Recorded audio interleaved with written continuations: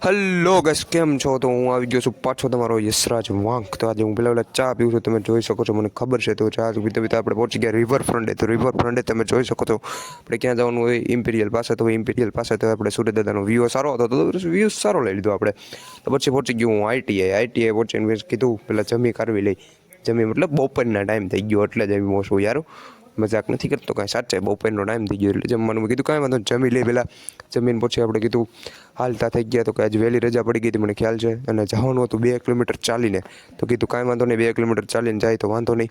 તમે એમાં જ જોયું મેં રોનકભાઈ ક્રાંતિ એકલા સોડા પીતા હતા. એકલા ન પીવાય ભાઈ, લાવો. કીધું કાંઈ વાંધો નહીં, એ પીવરાવી દે. રોનકભાઈ માથે હતું બધું. કીધું પછી બસ સ્ટેન્ડે પહોંચી ગયા. બસ સ્ટેન્ડે પહોંચતા હું એકલો હતો, એ વયો ગયો તો ઘરે વહેલા મારી. તો કીધું કાંઈ વાંધો નહીં, વયો ગયો તો પછી હું પહોંચી ગયો ઘરે.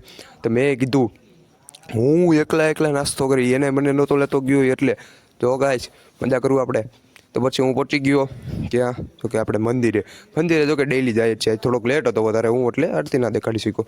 બાકી તો અત્યારે હું મારા ફ્રેન્ડ સાથે તો કયું ન કહેતો તો મને વ્લોગમાં લે એટલે તો એની ક્લિપ લઈ લીધી. પછી કીધું કાંઈ વાંધો નહીં, હાલને વ્લોગમાં લઈ લઉં. તો પછી વ્લોગમાં મેં ઘરે જતા મેં જોયું શેરીમાં પઠ્ઠી થતી હતી. પછી મેં કીધું આજનો વ્લોગ અહીંયા જ એડ કરીએ. તો મિત્રો સારો લાગ્યો લાઈક કરજો, સબસ્ક્રાઈબ કરજો અને જય માતાજી.